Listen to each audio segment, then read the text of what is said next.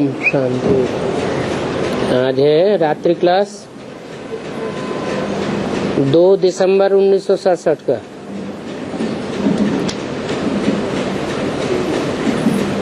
जब भी किसी को समझाते हैं तो ये समझाना है कि भक्ति मार्ग दुब्बण है।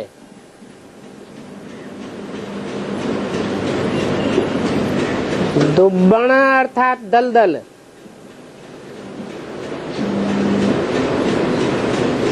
दलदल में से जितना ही निकलने की कोशिश करते हैं उतना और ही फंसते जाते हैं। ये भक्ति मार्ग का कितना हंगामा है।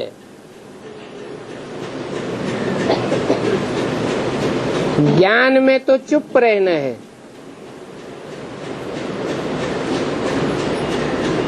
अपन को आत्मा समझ बाप को याद करना है। कर्म करते भी अपने को आत्मा समझ और अपने धाम को याद करना है। अंत में आत्मा और आत्मा के धाम के सिवा और कोई याद न रहे।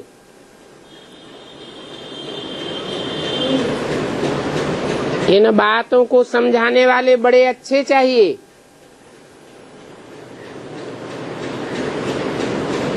समझाने वाले खुद कच्चे होंगे।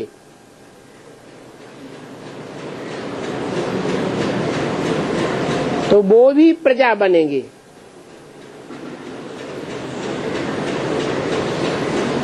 आत्मिक स्थिति पक्की चाहिए।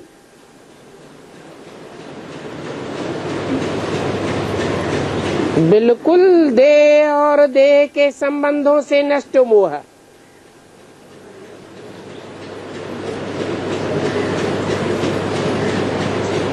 पक्के होंगे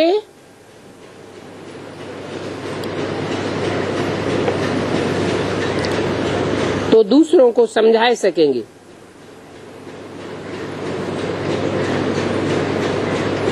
अनुभव सब बच्चों ने सुनाया। कहेंगे कि यहाँ तक हम भी दुब्बण में थे।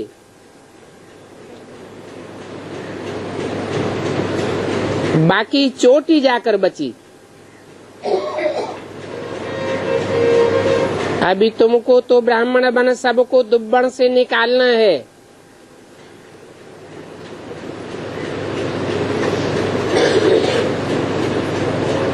धीरे धीरे करते करते डूबे हैं।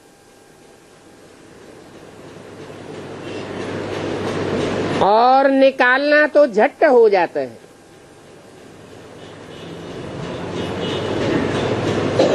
सिर्फ बुद्धि में बात बैठनी चाहिए। डूबने में आधा कल्प और निकालने में 1 जन्म लगता है।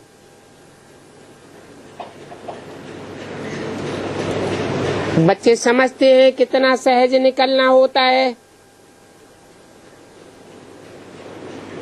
परंतु फिर भी टाइम लगता है।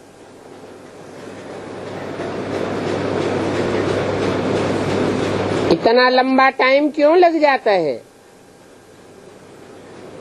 लगना चाहिए 1 सेकंड।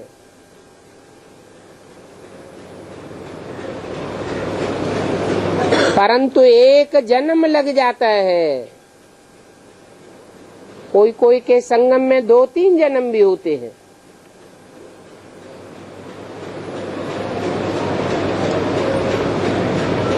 परंतु निश्चय बुद्धि विजेते नहीं बन पाते।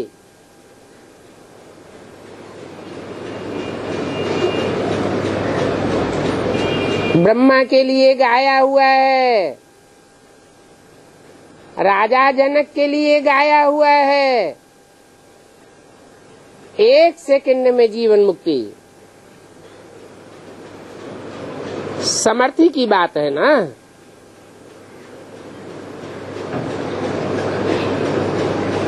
इन बातों में डरना और मुझना नहीं चाहिए। बहुत सहनशील बनना चाहिए। बाबा बहुतों को देखते हैं, मूड बहुत जल्दी बिगड़ जाता है। ऐसे मूड बिगाड़ने की आदत वाले कभी सुधरते नहीं हैं। थोड़ी थोड़ी बात पर फंक हो जाते हैं।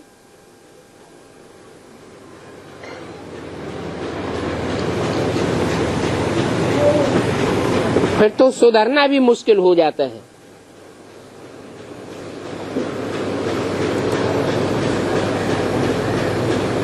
फिर कम पद पाए लेते हैं। नहीं तो बच्चों को अथाह खुशी होनी चाहिए।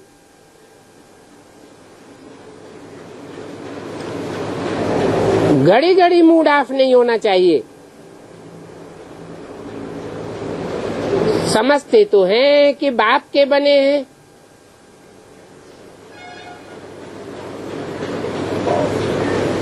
जिस बाप के बने हैं वो हमारा टीचर भी है और गुरु भी है। तीनों की मदद से हमको पार जाना है।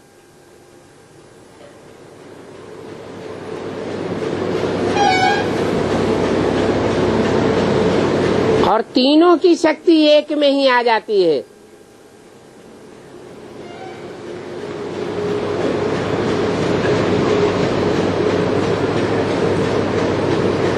उसे एक को पहचानना चाहिए, निश्चय बुद्धि बनना चाहिए।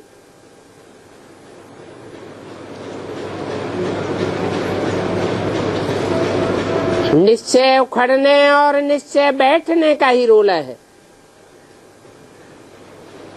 माया घड़ी घड़ी निश्चय को उखाड़ देती है।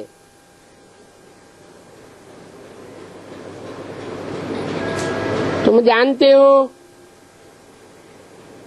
बेहद की राजधानी स्थापन हो रही है।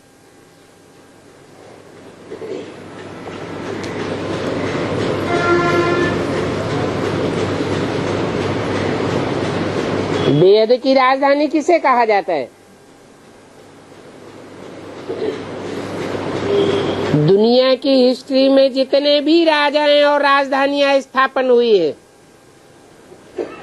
वो सब हद के राजाएं हुए और हद की राजधानियां हैं। बेहद का बाप आकर के बेहद की राजधानी स्थापन करते हैं।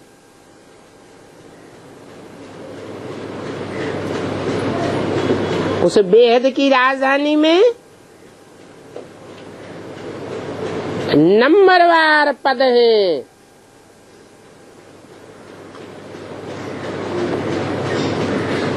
पद पाने वाले ढेर के ढेर हैं। तो पद के लिए पुरुषार्थ करना चाहिए।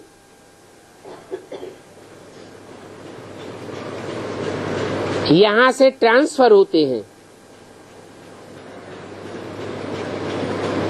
कहां से?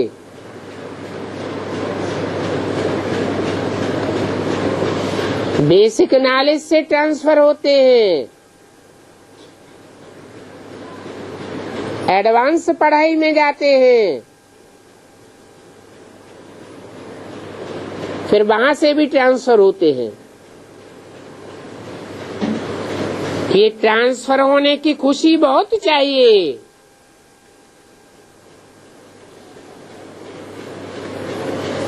बाबा भी रोज कहते हैं बच्चों तुम पदमा पदम भाग्यशाली बनते हो।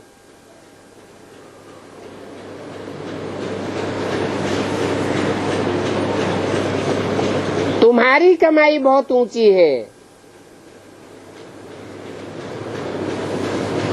इनके लिए नहीं कहते कि ये पदमा पदम भाग्यशाली बनते हैं। इनके फॉलोअर्स के लिए भी नहीं कहते, तुम्हारे लिए कहते हैं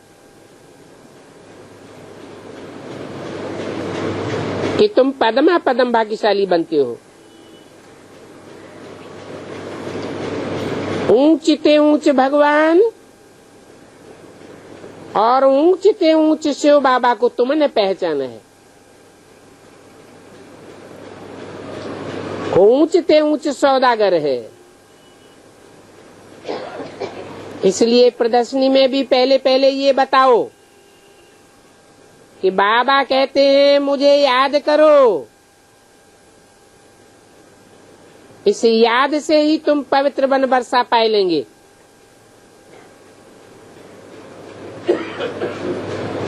परंतु इतनी सहज बात का भी पता नहीं चलता है कि क्यों नहीं समझते हैं। नहीं तो समझना बहुत सहज है। बेहद का बाबा बेहद का वर्षा देंगे।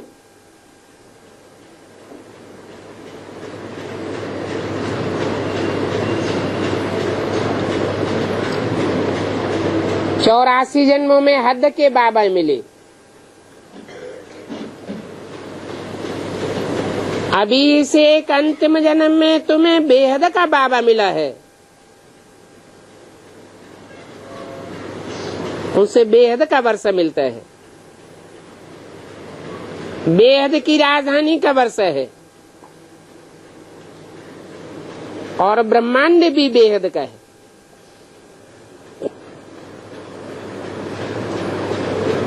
ये बातें समझाते समय चेहरे में खुशी होनी चाहिए, रमक आनी चाहिए।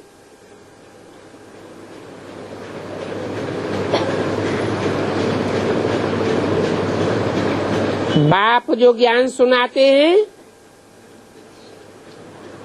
बाप अच्छी रीति जानते हैं।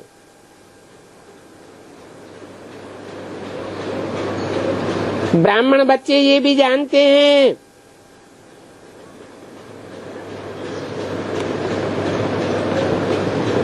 कि ज्ञान सुनाना तो सहज है।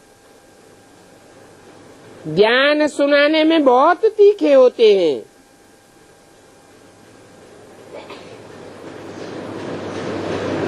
परंतु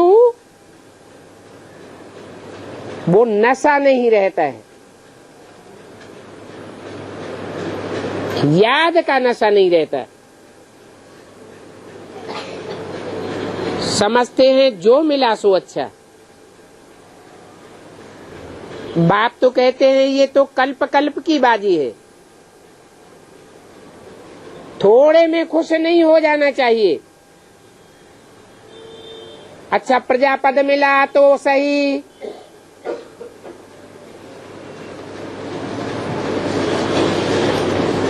बच्चे जो खुशी में रहते हैं उनको प्राप्ति भी बहुत होती है।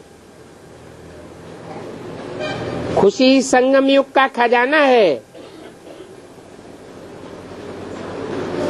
याद में रहने से खुशी बढ़ती है। औरों की सेवा करने का मेवा खुशी मिलती है। ये खुशी का खजाना गंवाना नहीं चाहिए। कलकत्ते में भी अच्छे अच्छे बच्चे हैं।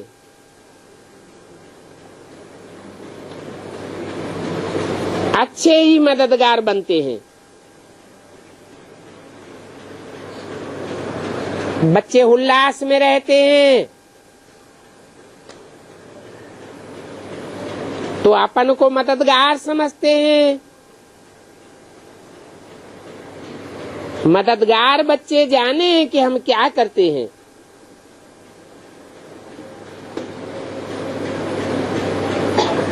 जिनको मदद करते हैं वो भी जाने कि कौन क्या मदद करते हैं। सबको तो नहीं मालूम पड़ सकता। देने वाले भी खुश होते हैं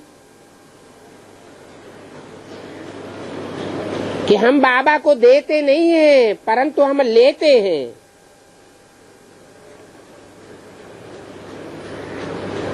सर्विस में बिजी रहने से खुशी रहती है। सर्विस का समाचार बाबा को देते तो है ना।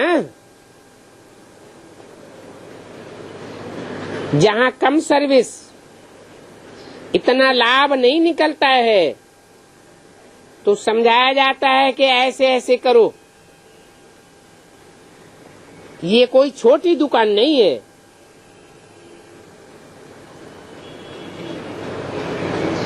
छोटी दुकान ही फिर बड़ी दुकान बन जाती है।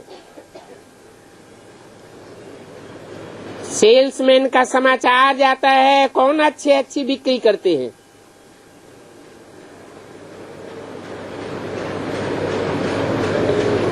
पहले पहले जो दुकान में चढ़ते हैं तो पहले हल्का काम सफाई आदि करने का जोर दिया जाता है। जो अच्छी बिक्री करते होंगे, अच्छा धंधा चलाते होंगे, उनका फिर समाचार जरूर सेठ के पास जाएगा। यहाँ भी ऐसे है। बहुत सर्विस करने वालों का नाम बाबा के पास पहुँचता है।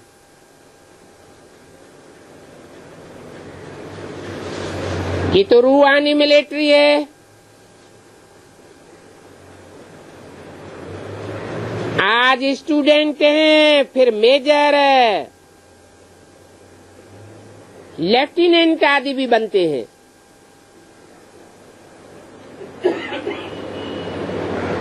कोई मार्शल भी बन जाएंगे।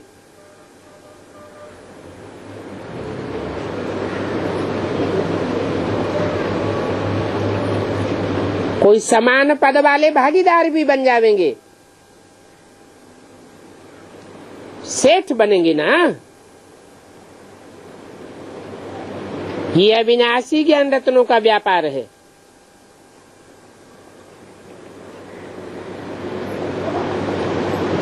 इस व्यापार में जितनी कमाई है, इतनी कमाई और किसी धंधे में नहीं हो सकती।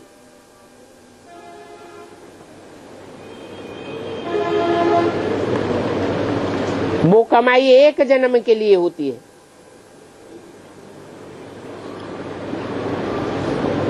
कितना भी कमावे, अपने काम तो एक जन्म ही आवेगा। बाकी तो पोत्रे पड़पोत्रे भले खाते रहे। और ये कमाई ऐसी है जन्म जन्मांतर काम आती है।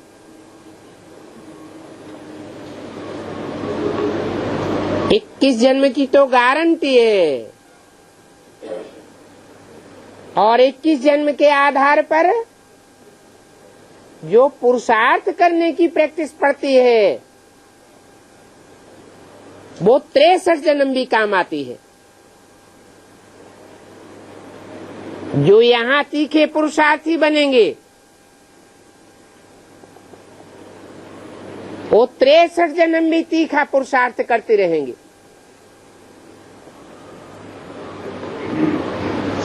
कोई कोई तो एक जन्म में ही गैलअप करके सिपाही से सम्राट बन जाते हैं। इतनी तीखी पुरुषार्थ की गति होती है।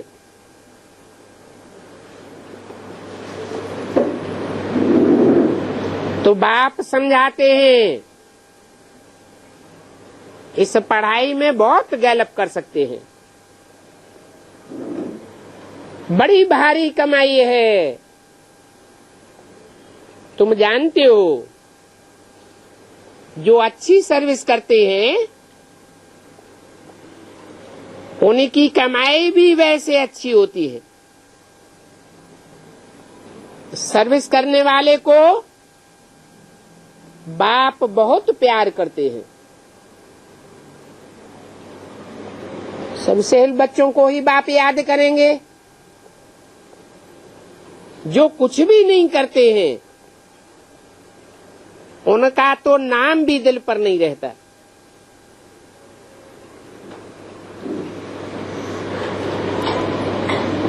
तो बच्चों को नाम वाला करना चाहिए। चारों ओर हैंड्स की डिमांड बहुत है, परंतु ऐसे अच्छी सर्विस करने वाले बहुत कम हैं। दिल पसंद नहीं है, इसलिए अब क्लासेस भी कोचिंग के लिए निकालते हैं। सो भी कोचिंग क्लास में बहुत संभाल रखनी पड़ती है।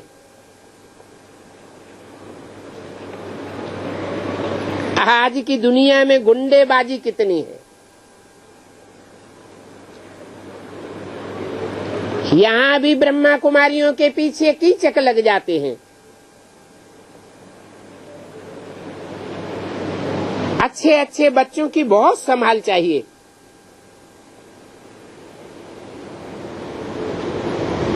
और खुशी में रहना चाहिए। ये तो सब समझते हैं कि हम नई दुनिया में जाते हैं।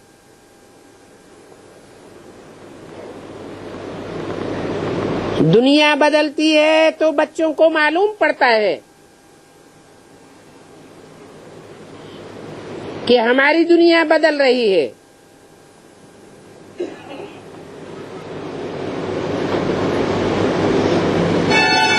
दुनिया तो बदलती है,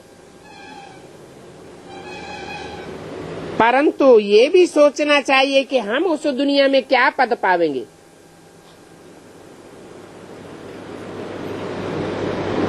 ऊंच पद के लिए यहाँ कोशिश कराई जाती है। हम अच्छा पुरुषार्थ करते हैं तो कल्प कल्प हमको अच्छा पद मिलेगा। ये बात सब बच्चे समझते हैं कि नई दुनिया में भी नंबरवार पुरुषार्थ अनुसार पद मिलता है। पुरुषार्थ नहीं होगा, पढ़ाई नहीं होगी तो कम पद मिलेगा।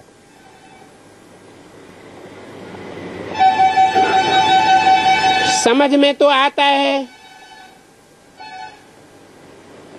कि सतयुग में रावण संप्रदाय तो होगा नहीं।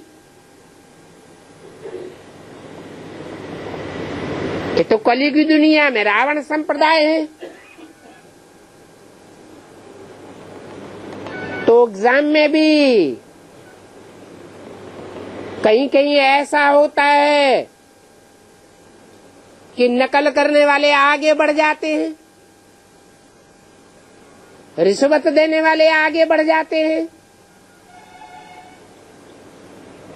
नई दुनिया में तो ऐसा कुछ भी नहीं होना है। वहां तो सुखी ही सुख होगा,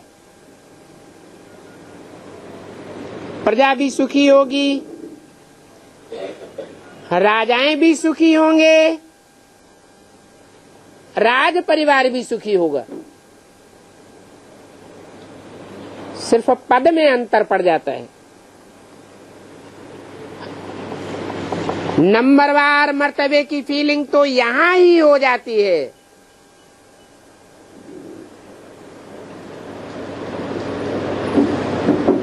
पांच 12:67 की वाणी का दूसरा पेज। सब बच्चों को फीलिंग आवेगी कि नई दुनिया रूपी संगठन में हमारा क्या पद बनने वाला है।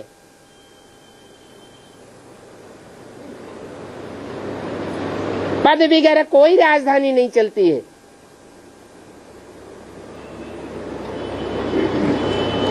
जिनको ऊंच मर्तबा मिलता है उनको खुशी उमंग उत्साह बढ़ता जाता है।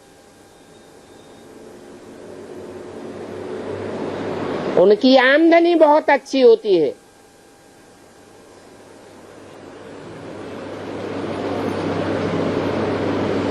तो हर बात में होशियारी रखना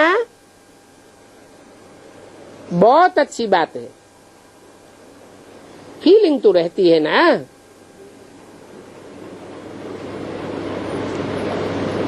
सुख की भी अच्छी फीलिंग आवेगी दुख की भी फीलिंग तो आती है ना। बाप तो कहेंगे पुरुषार्थ करो, ऊंच पद पाओ, तो जरूर खुशी की फीलिंग रहेगी।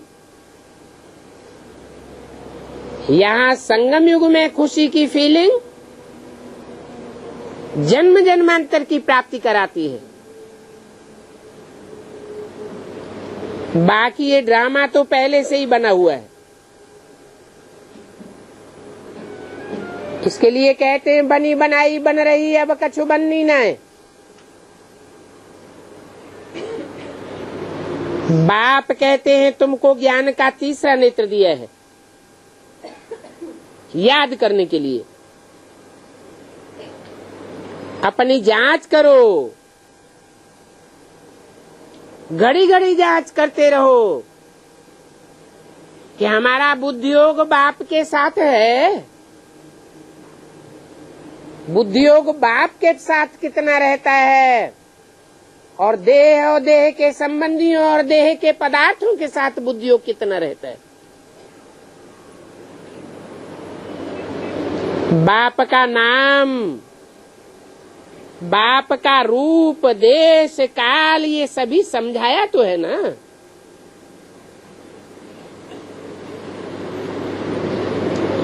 समझ को तीसरा नेत्र कहा जाता है।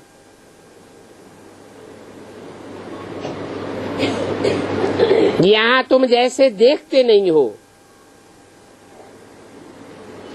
अशरीरी हो जाना होता है।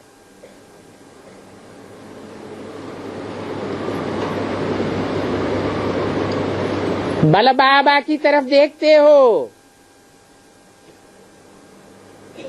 परंतु याद करना जरूर है बाप को कि बाप अलग है, बाबा अलग है।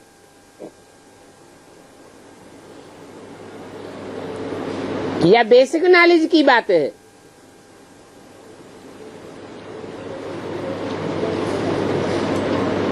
बेसिक नॉलेज के लिए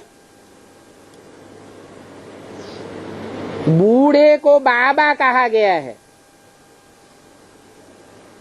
ब्रह्मा बाबा बूढ़े थे, बल बाबा सामने था, परंतु बुद्धि में रहना चाहिए कि हमें बाप को याद करना है।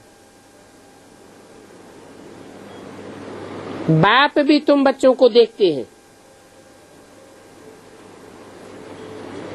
बाप की याद को भूलना नहीं है।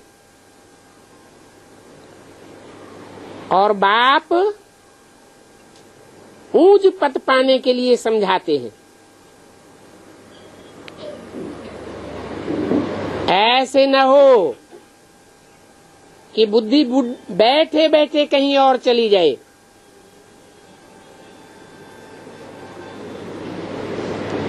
और ये अभ्यास पक्का होता रहे बुद्धि के भटकने का। लंबे समय के पुरुषार्थी जीवन में अगर अंत तक बुद्धि भटकती रही तो अंत मते सो गते हो जाएगी।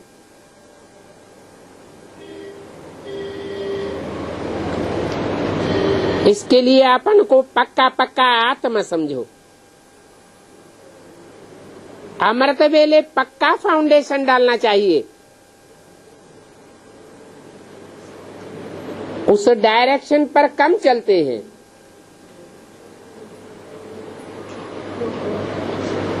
चलने से फायदा भी होगा। डायरी रखना बहुत जरूरी है। फिर ये भी देखना है कि हमने यज्ञ की सेवा कितनी की।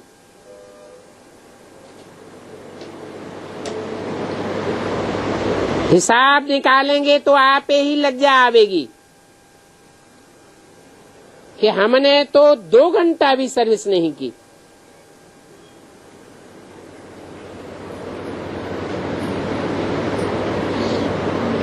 जैसे वो गवर्नमेंट होती है ये भी ईश्वरीय गवर्नमेंट है।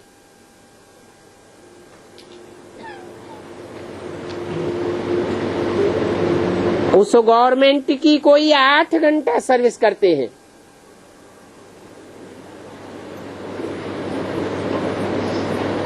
यहां देखना चाहिए हम कितनी सर्विस करते हैं।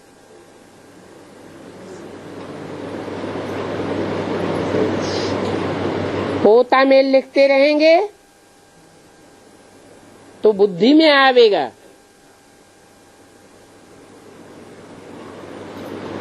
लिखने से दिखा भी सकेंगे। बाबा भी आफरीन देंगे। जो सर्विस नहीं करते हैं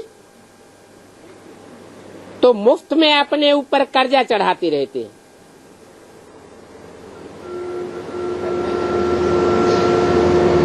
उनका फिर पद बहुत कम हो जाता है। फिर वो कर्जा भरना पड़ता है।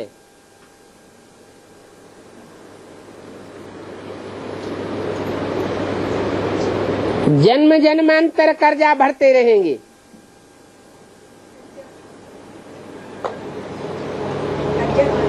नीच कर्जा मना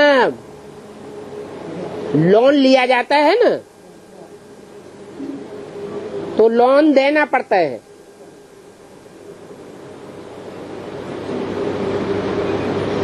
यहाँ एक जन्म की बात नहीं है।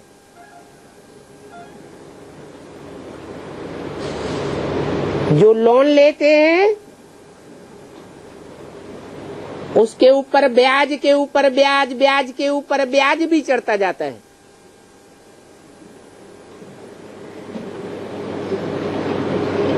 अगर इसी जन्म में लोन भरपाई नहीं किया तो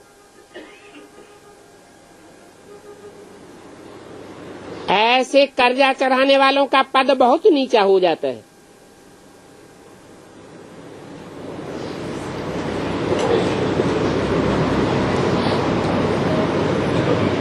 यज्ञ में सर्विस नहीं की, सेवा लेते रहे, खाते पीते रहे, तो फिर दास दासी बनना पड़ेगा। इसलिए चार्ट रखना हर हालत में अच्छा है, नहीं तो दिल खावेगी कि हमने कितना टाइम वेस्ट किया। बाप तो तुम बच्चों को युक्तियां बतलाते रहते हैं,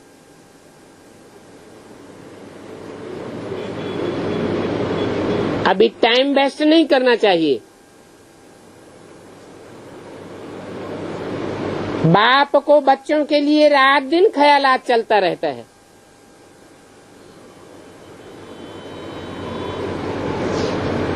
कहते हैं बड़े बड़े सेंटर खोलो,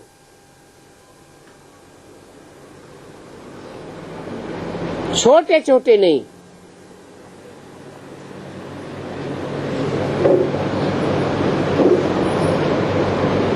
हिम्मत बच्चों की और मदद बाप की।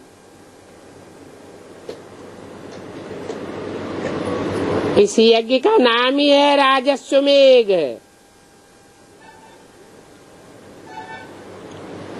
अपनी अपनी राजाई के लिए तुम ये यज्ञ रचते हो। आत्मा रूपी घोड़े को स्वाहा करते हो। ये मन रूपी घोड़ा है। मन देह और देह के संबंधियों और देह के पदार्थों की तरफ खींचने वाला है। इसको कंट्रोल करना है। विश्व कल्याणकारी बाप का विश्व कल्याणकारी बच्चा बनना है। इसलिए नाम रखा है राजस्वमेघ।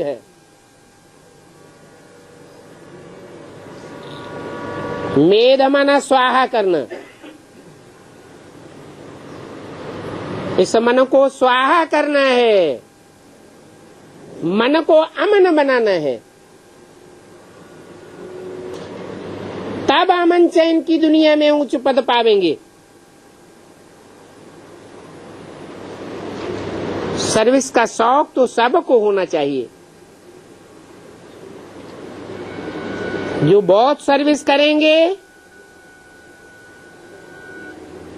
आगे चल के देखेंगे उनका नाम बहुत बाला हो जाएगा।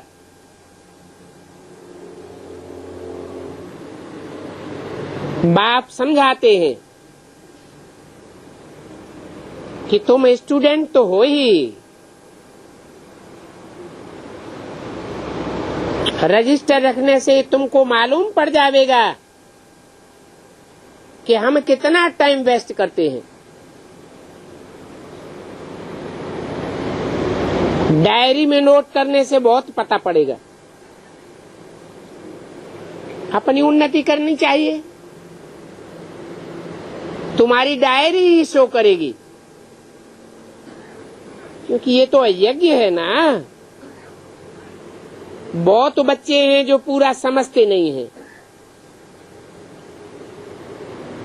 बाप तो चाहेंगे कि ये बच्ची भी ऊंच पद पावे। टीचर तो कहेंगे हमारे बहुत बच्चे, बहुत स्टूडेंट पास हो जावे।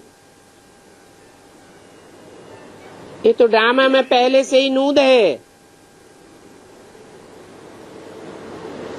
अपने चार्ट से पता पड़ेगा कि हम सारा दिन क्या क्या करते हैं। ये ख्याल में आना चाहिए कि हमने शुरू में जो दिया है वो भविष्य के लिए जरूर पक्का हो जाता है।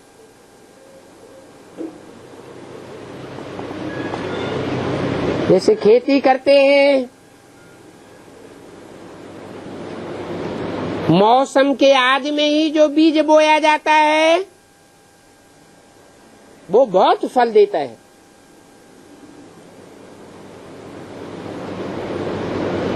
तो भविष्य क्या बन जाता है ये भी देखना चाहिए कि शुरू में तो हमने किया, परंतु अभी क्या करते हैं। क्योंकि जो दिया है शुरू में वो खाते भी तो रहते हैं ना।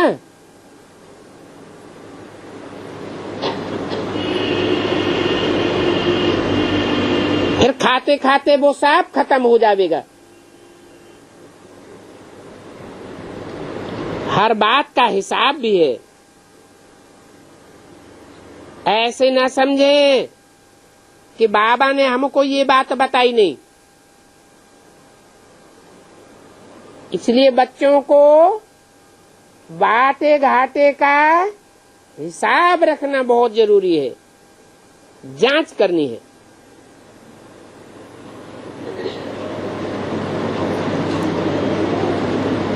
यहाँ तो बाप तुम बच्चों को बैठ सुनाते हैं।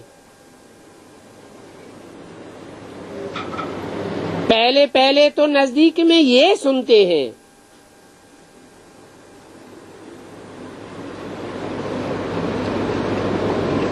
परंतु सुनाते तुमको हैं। कौन सुनता है नजदीक में? पहले कौन सुनता है? हैं? सुनने में आगे कौन जाता है? ब्रह्मा। ब्रह्मा और ब्रह्मा के फॉलोअर्स सुनने सुनाने में बहुत तीखे आगे जाते हैं। फिर किस बात में पीछे रह जाते हैं? समझने और समझाने में पीछे रह जाते हैं।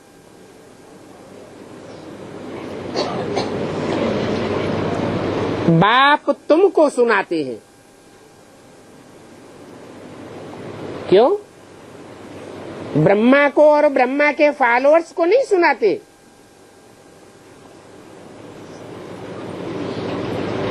कहते हैं ये ब्रह्मा तो बेबी है, बेबी बुद्धि है। बात की गहराई को समझने का इतना बेबी में अकल नहीं होता।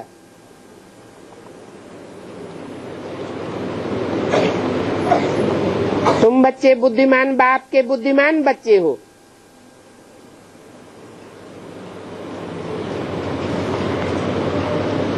जो भी राजाएं बनते हैं वो बुद्धिमान राजाएं बनते हैं या बुद्धू लोग राजाएं बनते हैं? अगर कोई बुद्धू राजा बन भी गया तो उसकी राजाई कितने दिन चलेगी? खलास हो जाती है। तो बाबा तुमको सुनाते हैं, ये तो बीच में सुन लेते हैं।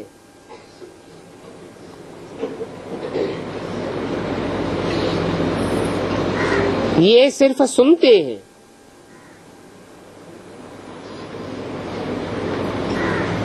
बाबा डायरेक्ट हमको कैसे सुनावेंगे?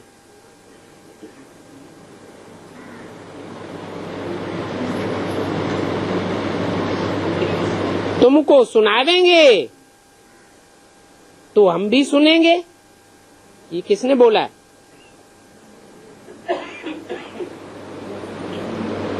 है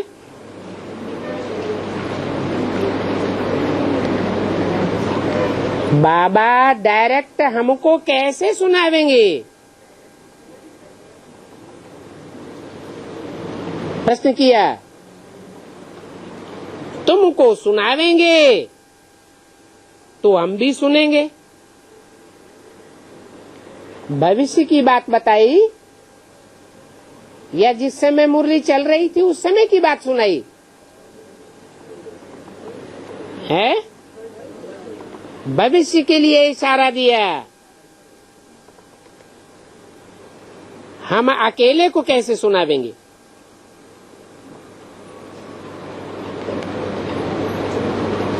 दूसरे को सुनावें तो हम भी सुने ना। बच्चे जानते हैं कि दिन प्रतिदिन भक्ति वृद्धि को पाती रहती है।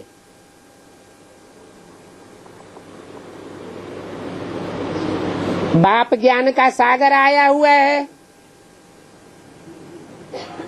तो ज्ञान वृद्धि को पाना चाहिए या भक्ति वृद्धि को पानी चाहिए?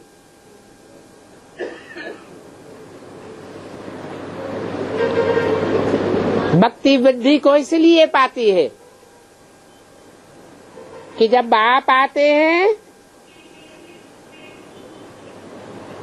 तो ज्ञान भी चार अवस्थाओं से पसार होता है। सतो प्रधान, सतो सामान्य, रजो और तमो। सतो प्रधान स्थिति में जो भी बच्चे शुरुआत में ज्ञान सुनते हैं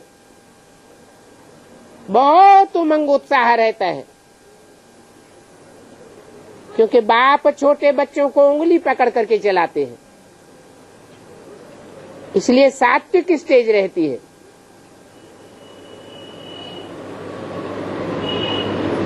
बाद में धीरे धीरे उंगली छोड़ते जाते हैं और बच्चे आपस में एक दूसरे के साथ हिलकते जाते हैं। होते होते बाप से कनेक्शन कट होता जाता है।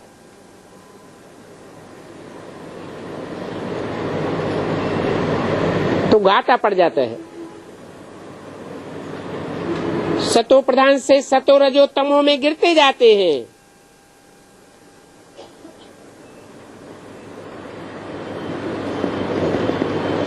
बुद्धि योग अनेकों की तरफ लग जाने से व्यभिचारी बन जाते हैं।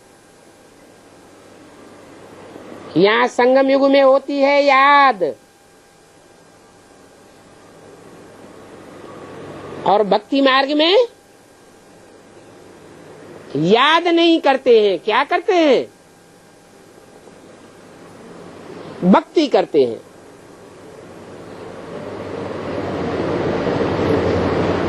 अभी तुम एक बाप से ही सुनते हो,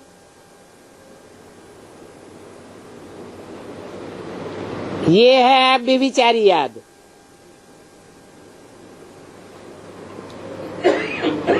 एक से सुनना है व्यभिचारी ज्ञान, अनेकों से सुनना और उनकी बातों को धारण करना, ये हो जाता है व्यभिचारी ज्ञान।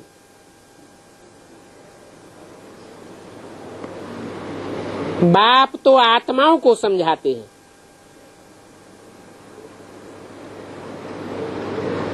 देह अभिमानी मनुष्य मनुष्यों को समझाते हैं।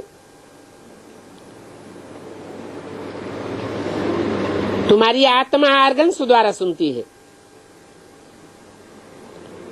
और आत्मा ही एक शरीर छोड़ करके दूसरा लेती है। 84 जन्मों का हिसाब भी तुमको समझाया है। जो अच्छे अच्छे पुरुषार्थी होंगे, जिन्होंने 63 जन्म भी अच्छा अच्छा पुरुषार्थ किया होगा, सतो प्रधान भक्ति की होगी, ज्यादा भक्ति की होगी, वो पहले पहले आवेंगे। कहाँ आवेंगे पहले पहले? बाप के पास पहले पहले आवेंगे। पहले पहले अभिविचारी ज्ञान सुनेंगे। सारा मदार पुरुषार्थ पर है।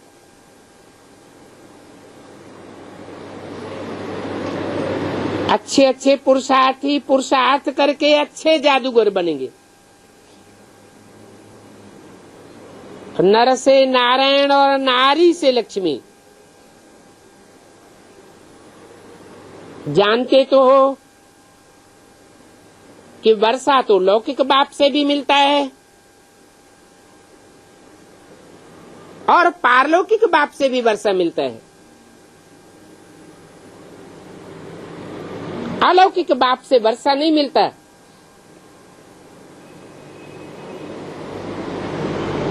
इनके द्वारा पारलौकिक से मिलता है। किनके द्वारा? ये नहीं कहा इसके द्वारा। क्या कहा? इनके द्वारा। इनके मना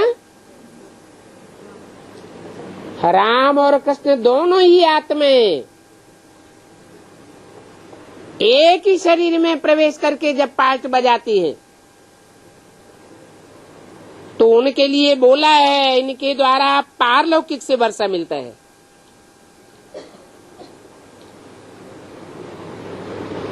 ये पारलौकिक बाप से वर्षा प्राप्त करना ये बड़ा भारी पुरुषार्थ है। अच्छा, ओम शांति।